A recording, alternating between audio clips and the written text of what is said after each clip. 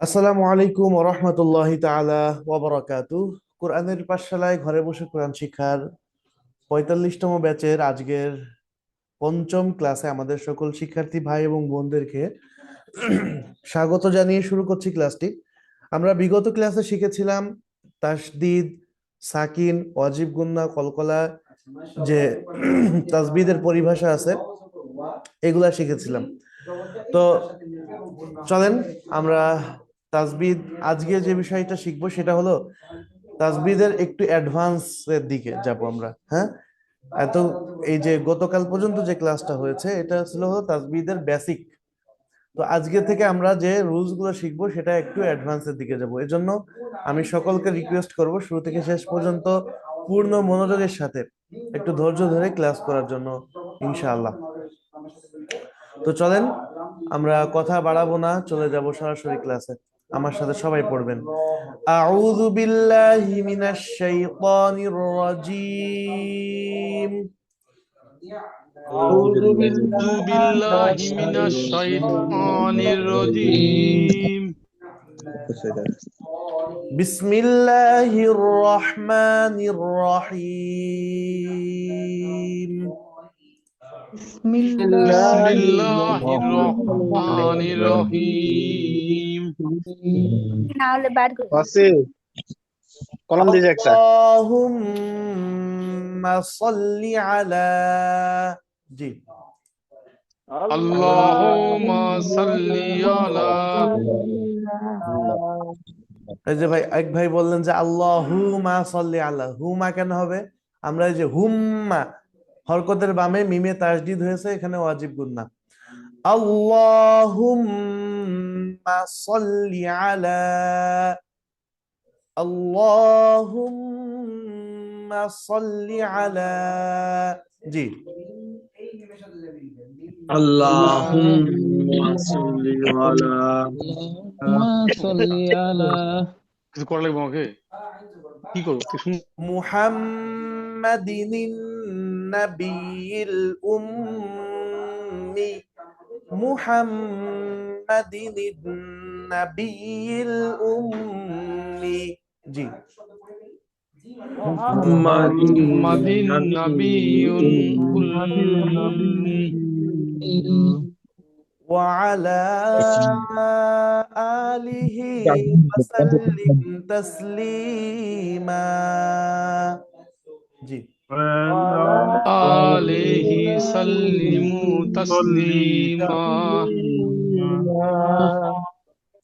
رب زدني علما، رب زدني علما، জি رب زدني علما. رب زدني علما. بسم الله الرحمن الرحيم. بسم الله الرحمن الرحيم. আল্লাহ। তো গতকালকে আমরা শিখেছিলাম হলো একটা হরফের সাথে আরেকটা হরফ, একটা হরকতের সাথে আরেকটা হরকত, সরি একটা শব্দের সাথে আরেকটা শব্দ, এইগুলাকে কিভাবে মিলিয়ে পড়তে হবে এবং মিলানোর জন্য কি ব্যবহার করা হয় এবং কিভাবে মিলিয়ে পড়া হয়। তো সেটাকে আমরা জেনেছিলাম প্রথমে হলো সাকিন হিসাবে চিনেছিলাম। সাকিন হলো তার পূর্ববর্তী হরকতের সাথে একবার মিলিয়ে পড়তে হয়, যেমন হামজা বা জবর আব পড়েছিলাম, হামজা জিম জবর আজ পড়েছিলাম।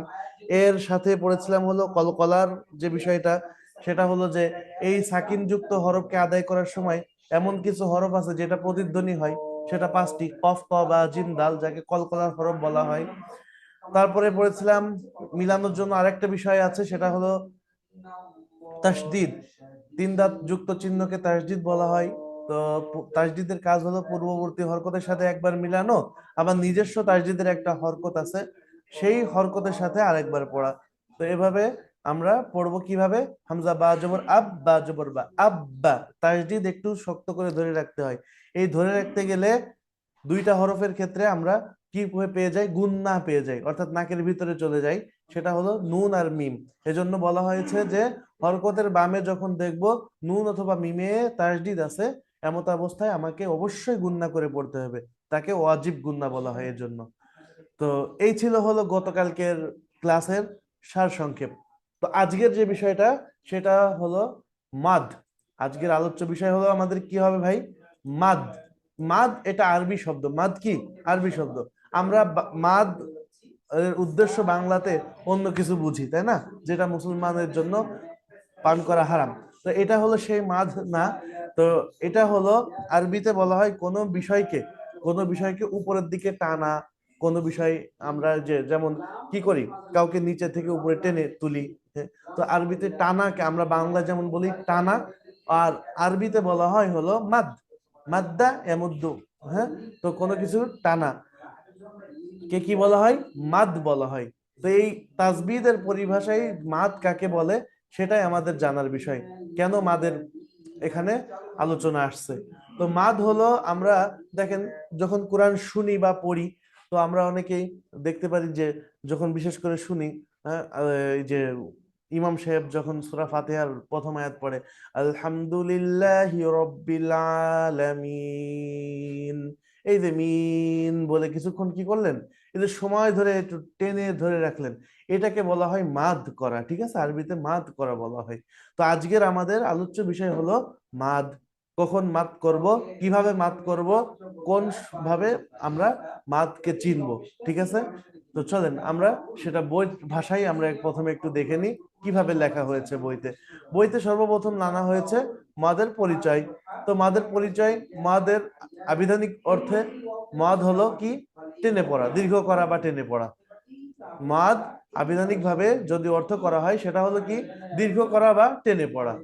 এখন পরিভাষায় অর্থাৎ মানে কি পরিভাষা, তো এই পরিভাষায় আওয়াজ টেনে পড়াকে আপনি স্বাভাবিক একটা আওয়াজে কথা বলতেছেন, এই শোনো, এই শোনো, তো এই যে এই আওয়াজটা আমরা টেনে পড়লাম, এই টেনে পড়াকে, অথবা আমরা যদি সরাসরি ইসের দিকে যাই, তাসবিদের দিকে তাকাই, তো তাসবিদের দিকে তাকালে হরকতের উচ্চারণ টেনে পড়াকে মদ বলা হয়। হরকতের উচ্চারণ টেনে পড়াকে মদ বলা হয়। হরকতের উচ্চারণ কি? হরকতের উচ্চারণ হলো জবরদের পেশ হরফের উপরে দিয়ে যে উচ্চারণটা হয়, এটাই হলো হরকতের উচ্চারণ। যেমন জিম একটা হরফ, জিম একটা হরফ, এই হরফের উপরে আমি জবর দিলাম, জিম জবর, আমরা পড়বো কি? যা। জিম জবর কি পড়বো ভাই? যা পড়বো। এই যা হরকতের উচ্চারণ। এই হরকতের উচ্চারণ যাতে রূপান্তরিত করা, যাকে যাতে রূপান্তরিত করা, অর্থাৎ হরকতের উচ্চারণ হচ্ছে কি? তাড়াতাড়ি। যা, জি, জু, জাজি জু, সসিসু, হ্যাঁ, এগুলা হরকতের উচ্চারণ। গলাবা, হ্যাঁ, নুশিরা আমরা পড়ে আসছি না উপরে, কারিমা। তো এগুলা কি? হরকতের উচ্চারণ, যা দ্রুত করতে হয়।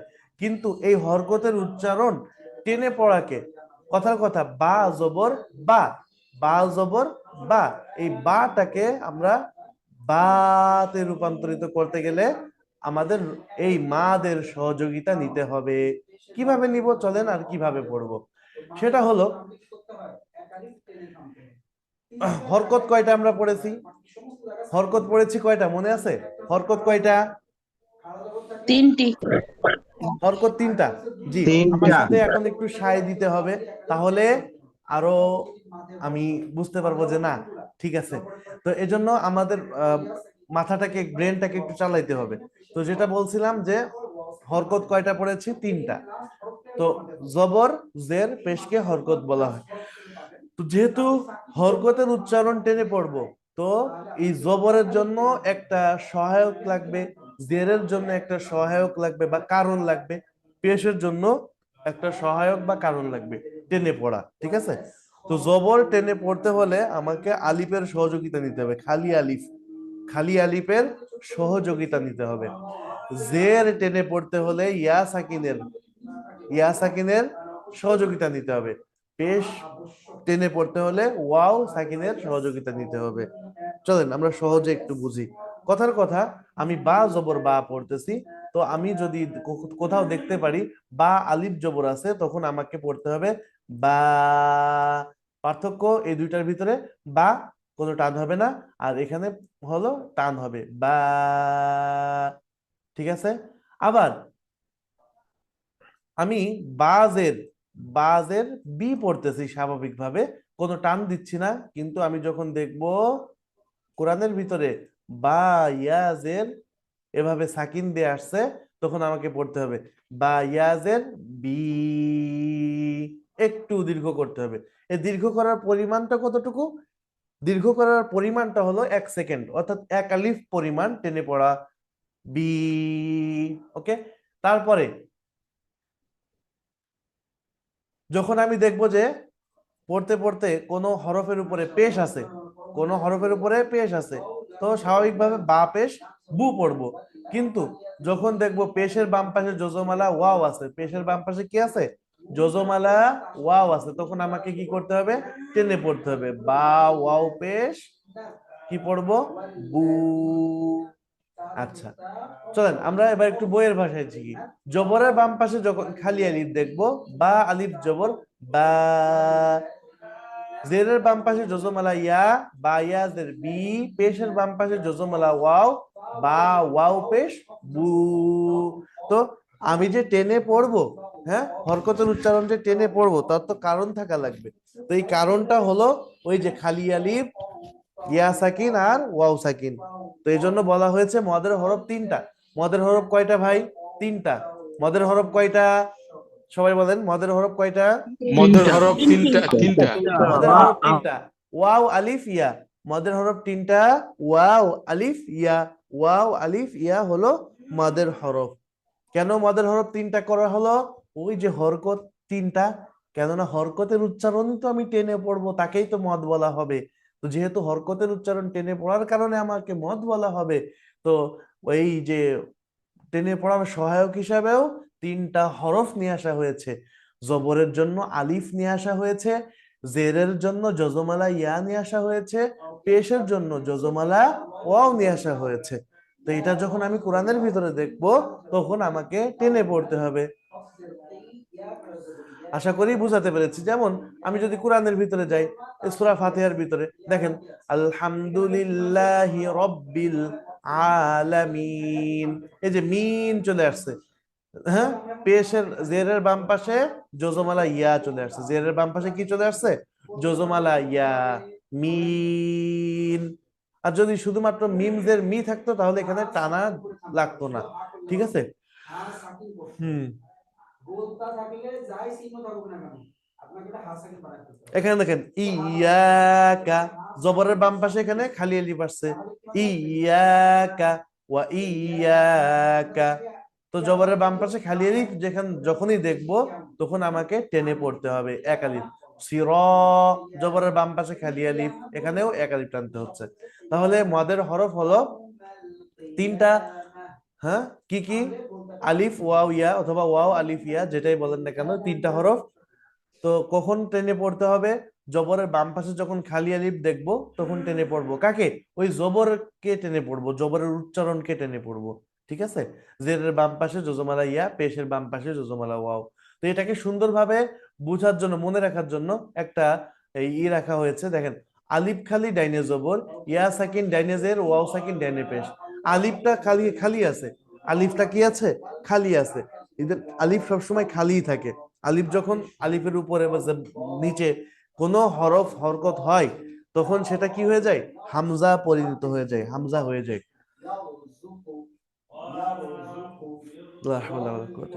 তো আলিফ সবসময় কি আছে? খালি আছে।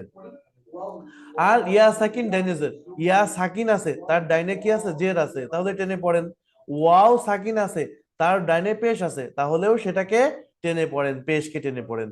আচ্ছা, এরপরে বলা হচ্ছে যে মদের হরফ তো তিনটা, আমি আপনি পড়লাম, মদের হরকত তিনটা। মদের হরকত বলতে কি? হরকত কি? জবরজের পেশ। তাহলে মদের হরকত আবার কি? আবার হ্যাঁ, মদের হরকত একটা আছে, যেটা ওই একই কাজ, কিন্তু একই, শুধুমাত্র পার্থক্য হলো সেটা আকৃতিতে। তো ওইটা হলো হরফ, এটা হলো হরকত।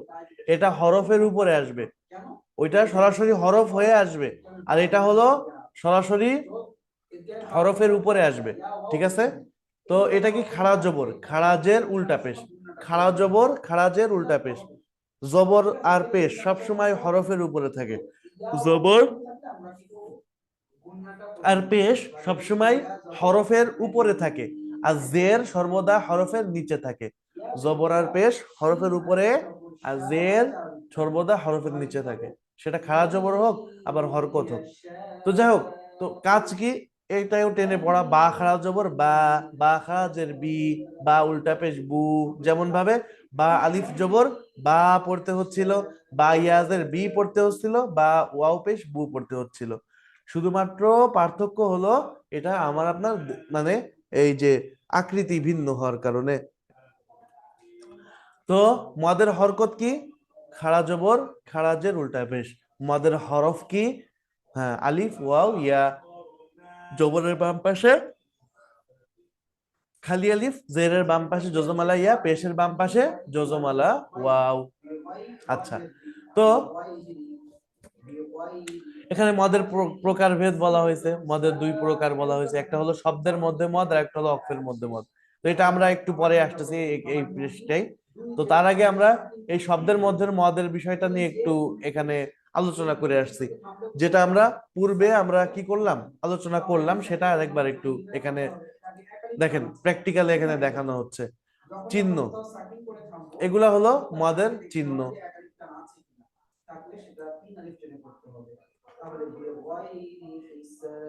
যখন আপনি দেখবেন জবর আছে তার বাম পাশে খালি আলিফ আছে, তো আপনাকে টেনে পড়তে হবে। পেশ আছে বাম পাশে জজমালা ওয়াও আছে, হ্যাঁ ইয়া জের আছে তার বাম পাশে ইয়া সাকিন আছে, তো টেনে পড়তে হবে। ঠিক তেমনই ভাবে খাড়া জবর, এখানে খাড়া জেরটা অবশ্য আপনাদের বইতে দেওয়া আছে, পড়ে গেছে। তো খাড়া জের উল্টা পেশ, তো সর্ব অবস্থায় টেনে পড়তে হবে। আচ্ছা, এই পর্যন্ত হলো এক আলিফ মদের যে আলোচনা, এ পর্যন্তই শেষ। দুই অবস্থায় এক আলিফ মদ হয়ে থাকে, খাড়া জবর খাড়াজের উল্টা পেশ, আর জবরের বাম পাশে খালি আলিফ, জেরের বাম পাশে জজমালা ইয়া, আর পেশের বাম পাশে জজমালা ওয়াও।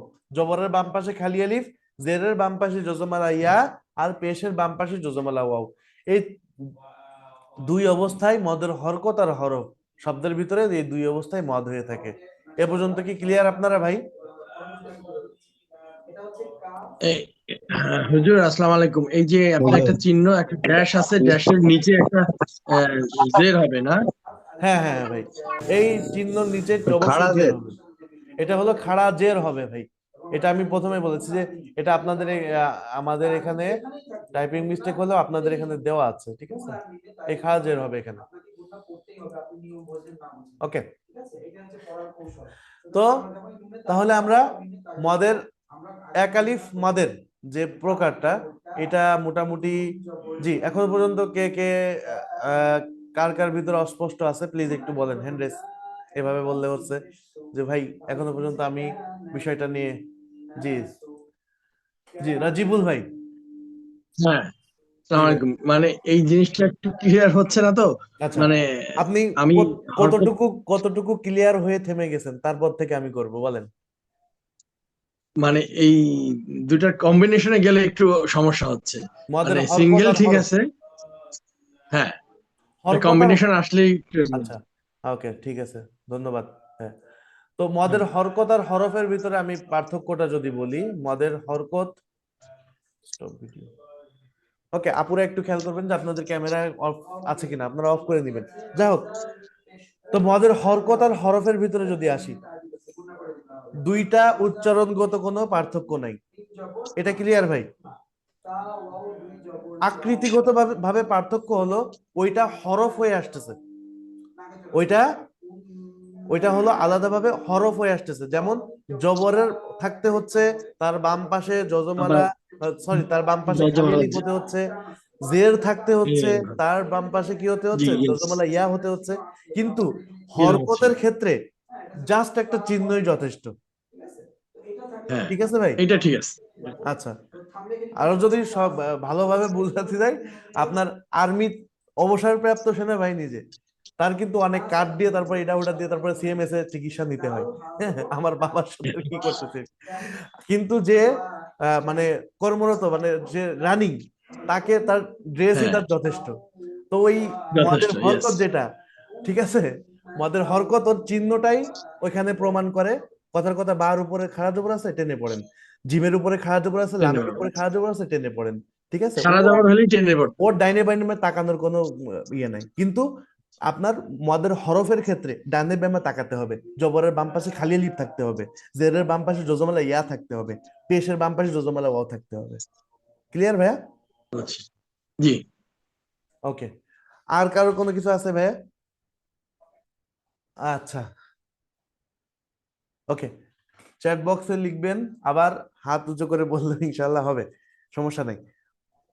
আচ্ছা,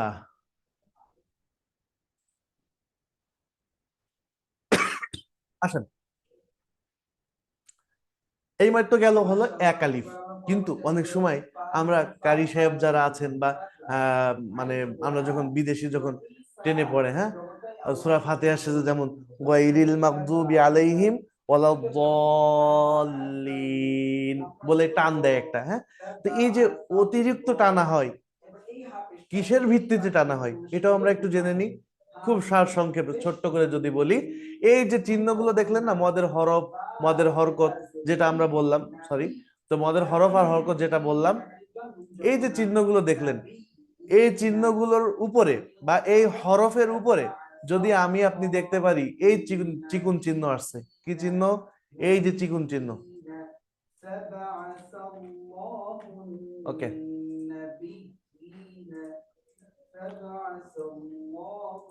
এই যে চিকুন চিহ্ন, এই চিকুন চিহ্নটা হলো 3 আলিফ টেনে পড়তে হয়। অর্থাৎ আপনার কি আছে, আপনার যে মদের হরফ আছে, হ্যাঁ, জবরের বাম পাশে খালি আলিফ, জেরের বাম পাশে জজমালা ইয়া, পেশের বাম পাশে জজমালা ওয়া, অথবা মদের হরকত খাড়া জবর খাড়া জের উল্টা পেশ, এর উপরে যখনই দেখবেন যে এই চিহ্নটা আসছে, এই তরবারির মতো এই চিহ্নটা, আপনাকে চোখ বন্ধ করে ওই যে এক আলিফ যে মদটা, ওইটাকে 3 আলিফে রূপান্তরিত করতে হবে।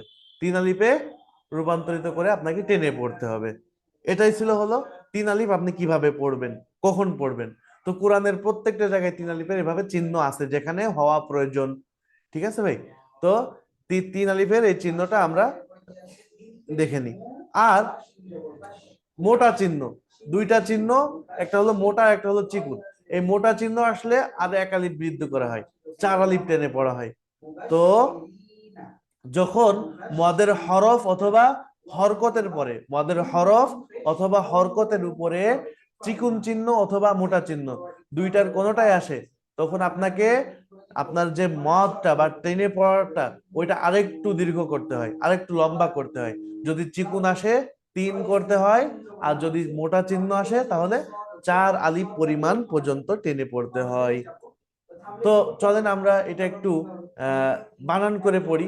ওয়াও জবর ওয়া, কোনো টান হবে না, হরকত। তারপরে মিম আলিফ জবর মা, জবরের বাম পাশে খালি আলিফ চলে আসছে, ওয়া মা, হামজা ওয়াও পেশ উ, ওয়া মা উ। দেখেন চিকুন চিহ্ন চলে আসছে, কি চলে আসছে? চিকুন চিহ্ন চলে আসছে। চিকুন চিহ্ন আসাতে আমরা 3 আলিফ টেনে পড়তেছি, ওয়া মা উতিয়া। পেশের বাম পাশে জজমালা ওয়াও, এখানে আর কোনো চিহ্ন নাই, অতএব এখানে 1 আলিফ টেনে পড়লেই এনাফ। তো যখন আমরা চিহ্ন দেখব কোনো, তখন আমাকে একটু ভেবে পড়তে হবে যে এটা কি চিকুন চিহ্ন, হ্যাঁ চিকুন চিহ্ন, তো 3 আলিফ টেনে পড়ি। আর যখন মোটা চিহ্ন দেখবো তখন হ্যাঁ মোটা চিহ্ন, তাহলে 4 আলিফ টেনে পড়তে হবে। তো ওয়ামা উতিয়া, ওয়ামা উতিয়া, হ্যাঁ। তো 3 আলিফ কখন টেনে মানে কিভাবে টেনে পড়বো, 3 আলিফ কয় আলিফ টেনে পড়বো, 3 আলিফের চিহ্নতে কিভাবে ই করব, মানে নির্ণয় করব। তো নির্ণয় করার পদ্ধতি হলো ওই যে 3 সেকেন্ড, আমরা 1 সেকেন্ডে 1 আলিফ টানছি না, তো 3 সেকেন্ড, হ্যাঁ, অথবা হাতের 3টা মুষ্টিবদ্ধ অবস্থায় 3টা আঙ্গুল খুলতে এক এক করে যতক্ষণ সময় লাগে, সেই সময়টাই হলো 3 আলিফের সময়। ওয়ামা উতিয়া, লাম আলিফ জবর লা, হামজা আইন জবর আ, লা আ, 3 আলিফ, বা পেশ বু, দাল পেশ দু, বুদু, লা আ বুদু, তো এখানে কি করলাম, এই যে জবরের বাম পাশে খালি আলিফ মাদের হরফ, এই মাদের হরফকে এক আলিফের জায়গায় আমি 3 আলিফ টেনে পড়লাম এই চিকুন চিহ্ন থাকার কারণে। আসেন এবার 4 আলিফেরটা একটু দেখে নিই। 4 আলিফের চিহ্নটা, জি আহ রাশেদুল ইসলাম ভাই, এটা আমাকে একটু বানান করে বলেন। 4 আলিফের জিম হা জিম হা আলিফ আছে এই পাশে, আলিফের সাথে হ্যাঁ, জিম, আলিফ 4 আলিফ। হুম, জিম আলিফ জবর পড়তে হবে, জিম আলিফ জবর, যা হ্যাঁ যা, জিম আলিফ হামজা জবর, আহ, এটা হলো হামজা, যা, হ্যাঁ হামজা যাব যা হা যা, আ, হামজা জবর আ, হা বলা যাবে না, আ আ, ও, আ, হ্যাঁ আমরা কোথাও আঘাত লাগলে কি বলি, আউ, বা এরকম একটা চলে আসে আমাদের। তো সেটাই হলো এই যে হামজা, যা, আ, যা জি জাযাকাল্লাহ। তো যাই হোক, এই যে 4 আলিফের চিহ্নটা, 4 আলিফের যে চিহ্নর মানে এটার পার্থক্য তেমন কিছু না, এই শুধুমাত্র এই চিহ্ন, আর কোথাও 4 আলিফের চিহ্ন মানে হয় না, টান হয় না, ঠিক আছে, 4 আলিফের টান এই পর্যন্তই। আচ্ছা, এখন এই যে শব্দটা আমরা দেখতে পাচ্ছি এখানে, তো এই শব্দের কাজ কি? এই শব্দের কাজ হলো, খেয়াল করেন, এটাকে বানান করে পড়া যায় না। পবিত্র কোরআনে আল্লাহ তাআলা এমন কিছু শব্দ দিয়েছে যার অর্থ কোনো মানব জাতি জানে না, ঠিক আছে, পৃথিবীর কেউ জানে না, ফারিস্তাও রাও জানেন না। তো এটা একমাত্র আল্লাহ সুবহানাহু ওয়া তাআলা জানেন। হ্যাঁ, মানুষ অনেক ব্যাখ্যা করেছে, কিন্তু ব্যাখ্যা করে শেষমেশ আল্লাহু আলাম এটাই লাস্ট লিখে দিয়েছে, মানে আল্লাহ তাআলাই সব থেকে ভালো জানেন। তো যাই হোক, তো এই শব্দগুলো আমরা কোথায় পাবো? এটা কোরআনে আছে। কোরআনের কোথায় আছে? বিভিন্ন সূরার শুরুতে আছে। যেমন আমরা কিছু সূরার সাথে পরিচিত, সূরা ইয়াসিন সূরার সাথে পরিচিত। তো সূরা ইয়াসিনের সর্বপ্রথম কি আছে? ইয়াসিন আমরা পড়ি। কখনো কি ভেবেছি যে এই ইয়াসিনকে একটু বানান করি কি হয়? হ্যাঁ? তারপরে সূরা বাকারা, ফাতিহা শেষ, বাকারা শুরু। তো এই বাকারার শুরুতে আলিফ লাম মিম, তাই আলিফ লাম মিম আমরা পড়ে যাচ্ছি। কি কখনো ভেবেছি যে আলিফ লাম মিম এটাকে দেখে একটু বানান করে পড়ি, কেন আলিফ লাম মিম? তো আসলে এটাকে বানান করা যায় না, এজন্য বলা হয় হরফে মুকাত্তাআত বলা হয়, অর্থাৎ এমন হরফ বা এমন শব্দ যেগুলাকে আপনি কি করব না, বানান করে ভেঙে, মুকাত্তাআত মানে কত্তাআত মানে ভাঙ্গা, হ্যাঁ, ভাঙা মানে এখানে উদ্দেশ্য হলো যে বানান করা আপনার আমার দ্বারা সম্ভব না, ওইটা যেভাবে আছে ওইভাবে ওকে বলতে হবে। হ্যাঁ, যে হরফগুলো আছে ওই হরফগুলাকে টেনে টেনে ওভাবে পড়তে হবে। আমাদের এক ভাই বলেছিলেন যে ভাই, এইখানে আমি দেখতে পাচ্ছি আলিফ বা তা সা, কোথাও 3 আলিফ টানতেছেন, কোথাও 1 আলিফ, এটার নির্ণয় কিভাবে করতেছেন? তো এটার নির্ণয়, এই টেনে পড়ার নির্ণয়, এই টানার মানটা ওই যে এই হরফ থেকে আল্লাহ তাআলা মানে করেছেন, এখান থেকেই নেওয়া, ঠিক আছে। অর্থাৎ দেখেন, ত, খাড়া জবর, তর উপরে কি আছে? খাড়া জবর। এই খাড়া জবর কত আলিফের মানে মান রাখে? 1 আলিফের মান রাখে। খাড়া জবর 1 আলিফ, খাড়া জবর খারাজের উল্টা পেশ মদের হরকত, 1 আলিফের মান রাখে। তো এই তকে 1 আলিফ টেনে পড়তে হবে। সিন এর উপরে 4 আলিফের চিহ্ন আসছে। এই 4 আলিফ মানে এই 4 আলিফের চিহ্ন তো 4 আলিফের চিহ্নই, তাহলে আমরা সিনকে 4 আলিফ টেনে পড়বো। ক, সিন। এখন মিমের উপরে তাসদিদ আছে। আমরা একটা কথা বলেছিলাম যে মিমের উপরে তাসদিদ দেখলে আমরা গুণনা করব। তো মিমের উপরে এখানে দেখেন তাসদিদ আছে, তো মিম, এই মিমকেও আমরা 4 আলিফ টানবো। তো এইভাবে কুরআনুল কারীমে হরফে মুকাত্তাআত ওয়ালা সূরা অসংখ্য আছে, সূরা আলে ইমরানের শুরুতে আছে, সূরা কফ, সূরা কলাম, এভাবে অসংখ্য সূরার শুরুতে আপনি পেয়ে যাবেন। তো তখন আপনাকে যেভাবে আছে, যে চিহ্ন যে হরফের উপরে যেভাবে আছে, সে হরফের উপরে ত সিম মিম কাফ হা ইয়া আইন সদ, সূরা ইব্রাহিমের শুরুতে। তো এভাবে অনেক সূরার শুরুতে আপনারা কি পেয়ে যাবেন, এই যে হরফে মুকাত্তাআত। তো এটা দেখে আমাদের ঘাবড়ানোর কোনো কারণ নাই, এটা যেভাবে আছে সেভাবেই এটাকে পড়তে হবে, ঠিক আছে না? ওকে, তো আমরা এইটা চিহ্নটা শুধু খেয়াল করে আমরা শুধুমাত্র হরফগুলো পড়ে যাব, এই হলো বিষয়। আচ্ছা, আসি এবার দ্বিতীয় যে শব্দটা, এই দ্বিতীয় শব্দটা একটু বিশ্লেষণ করার প্রয়োজন। দেখেন, ওয়াদ, যে এই লাম আছে এখানে, যদি আমি বলি ওয়াদ আলিফ জবর দ, এখন ওয়াদ আলিফ জবর দ বলাতে আমাকে তাসদিদ যুক্ত হরফের কাজ কি, এটাকেও কিন্তু আমাদের মাথায় রাখতে হবে। তাসদিদ যুক্ত হরফের কাজ হলো পূর্বের হরকতের সাথে একবার মিলাতে হবে। তো তাসদিদ যুক্ত হরফ এখানে আসছে, তার পূর্বের হরকতের সাথে কিভাবে মিলাবো? এই যে হরকত কোথায়, এটা কিন্তু হরকত, এটা চিহ্ন জাস্ট, এটা কোনো হরকত না। তো এই হরকতের সাথে মিলিয়ে পড়তে হবে। তো হরকতের সাথে মিলাতে গেলে আমাকে এই চার আলিফের মান রেখে আমাকে পড়তে হবে। এজন্য দদ লাম জবর পড়তে হবে, দল, লাম ইয়া জের লি, নুন জবর না, দলিনা। সূরা ফাতিহার শেষ, গায়রিল মাগদুবি আলাইহিম ওয়ালাদ-দাল্লিন,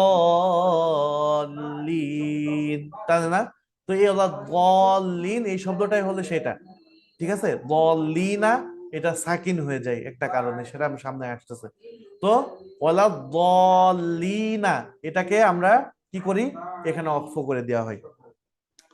তো আমার উদ্দেশ্য বোঝানোর হলো যে এই যে টানটাকে আমাকে বাকি রেখে, অর্থাৎ টান অব্যাহত রেখে তারপরে তাসদিদকে ধরতে হবে, ঠিক আছে? তো কিভাবে, দলিন,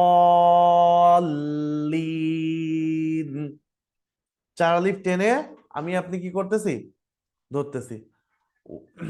আচ্ছা, এই হলো চার আলিফের যে চিহ্ন আছে, চার আলিফের চিহ্নতে আমরা ভিন্ন ভিন্ন দুইটা পার্থক্য পাবো।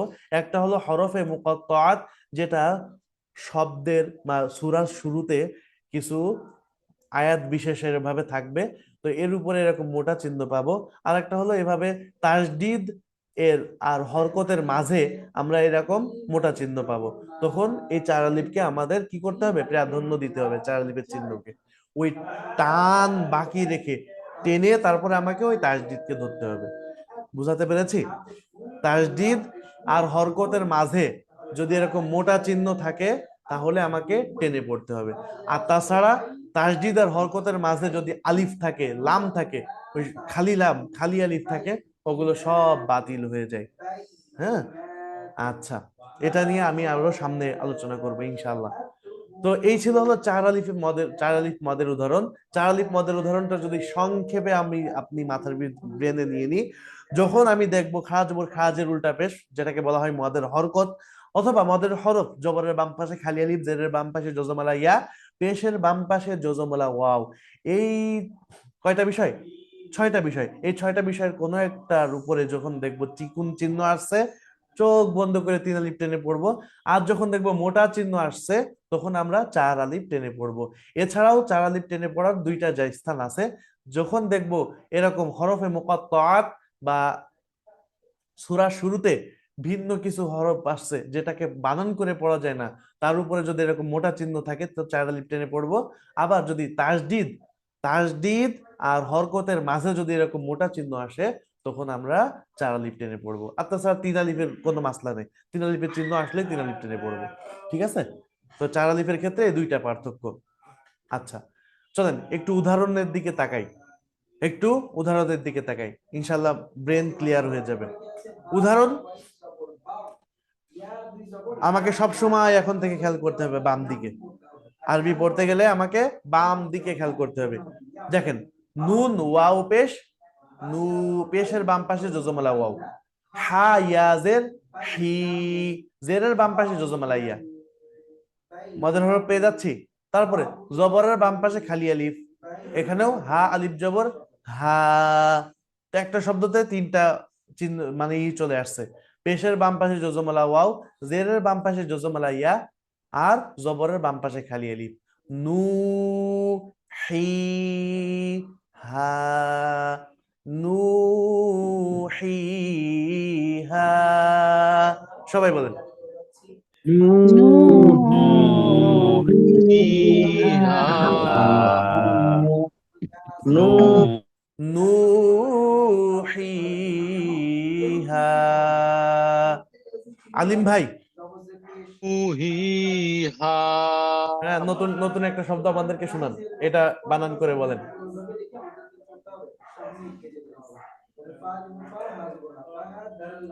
এটা বা বানান করেন। বা আলিফ জবর বার নোক্তা কখনোই উপরে ওঠে না, নিচে থাকে। তাহলে অন্য কোনো হরফ দেখেন।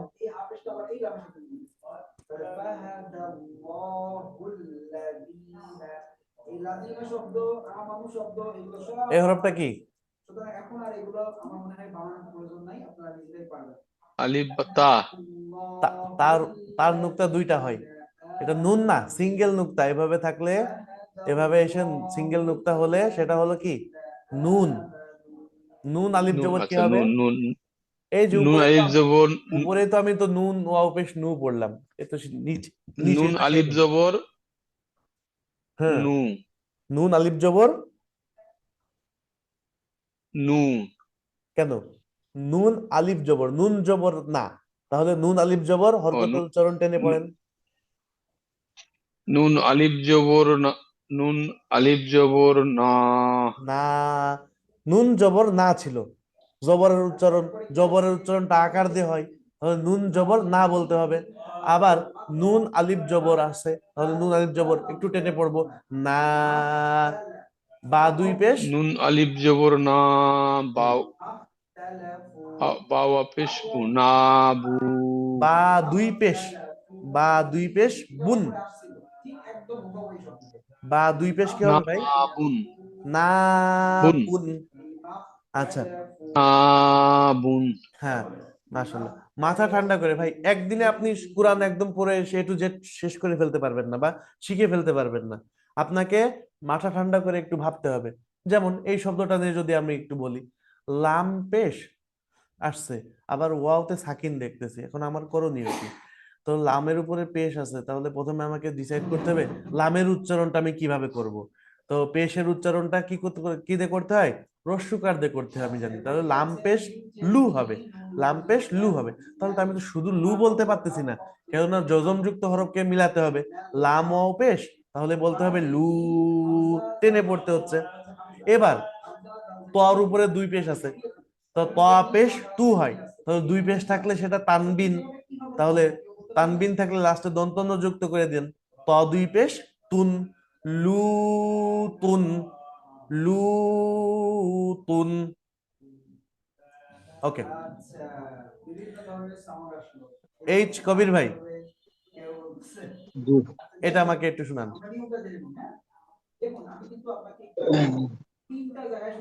এটা হলো আপনার আহ, কাফ জের কি, কাফ জের কি, কাফ, কা- কাফ ইয়াজের কি।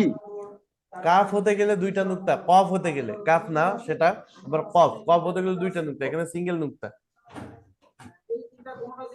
ও তাহলে এটা ফা ফা ফা ফাজের ফি, শুধুমাত্র, ফাজের ফি। শুধুমাত্র কি ফাজের ফি বলা যাবে, নাকি ফার সাথে আর একটু কিছু জি না বলতে জি হবে? না, ফা ইয়াজের ফি, জি ফা জি, ইয়াজের ফি, হুম, তারপরে ফা ইয়াজের ফি, কাফ জবর কা, জি, ফা, ফা ইয়া কা। ফি কা, ফা ইয়াদের ফি, কাব জবর কা ও বলেছেন, ফি জি জি, বলে আসছেন।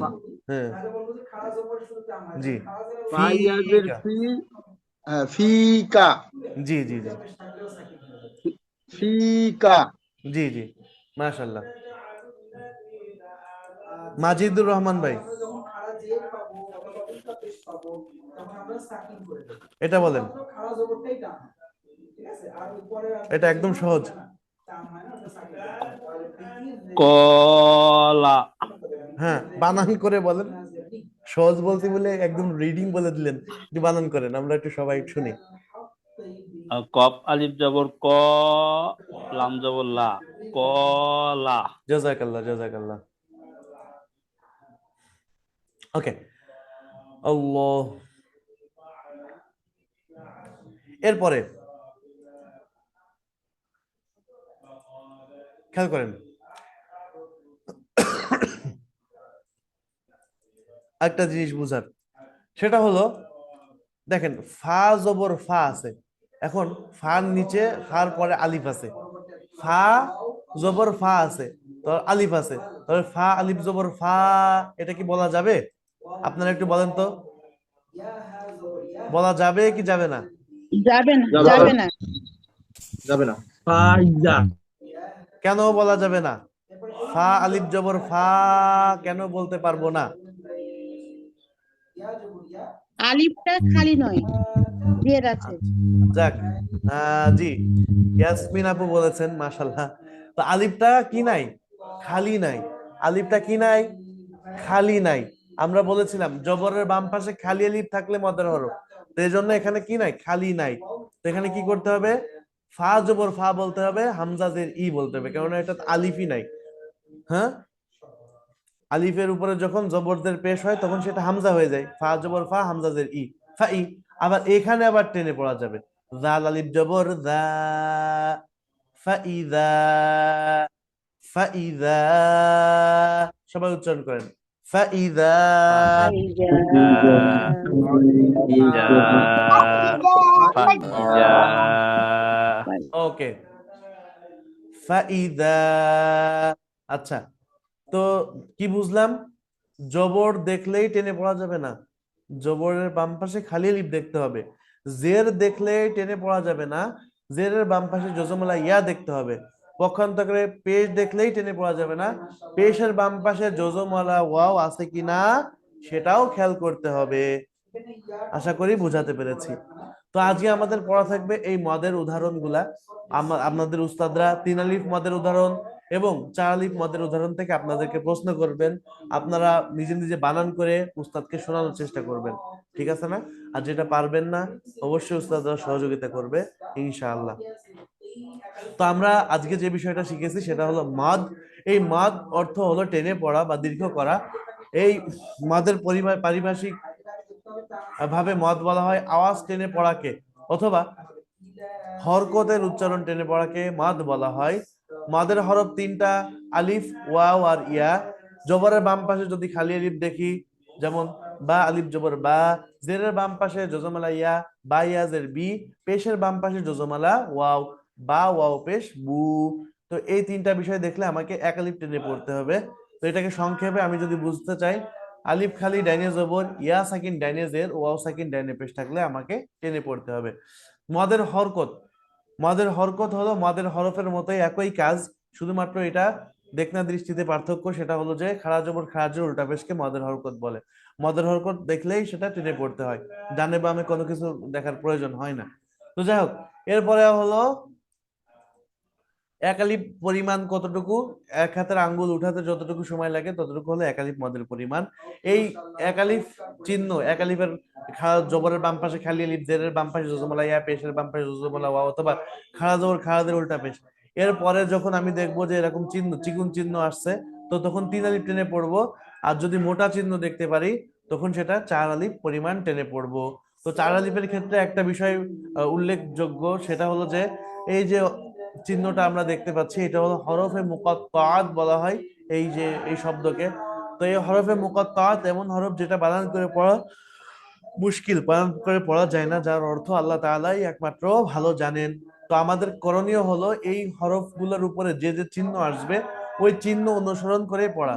অর্থাৎ তিন আলিফের চিহ্ন আসে না, মোট চার আলিফের চিহ্ন আসে আর এক আলিফের চিহ্ন আসে। তো চার আলিফের চিহ্ন যখন আসবে তখন আমাকে ওই হরফকে চার আলিফ টেনে পড়তে হবে। যে হরফের উপরে এক আলিফের চিহ্ন আসবে ওই হরফকে আমার এক আলিফ পরিমাণ টেনে পড়তে হবে। আর একটা হলো তাসদিদ আর হরকত। তাসদিদ আর হরকতের মাঝে যদি এরকম মোটা চিহ্ন আসে তাহলে ওই মোটা চিহ্নকে আমাকে নিয়ে তারপরে পড়তে হবে। অর্থাৎ মোটা চিহ্ন যে চার আলিফের টান, এই টেনে তারপরে আমাকে ওই তাসদীদটা ধরতে হবে। যেমন এই সূরা ফাতিহার ভিতরে দলিন শব্দটা বিদ্যমান আছে।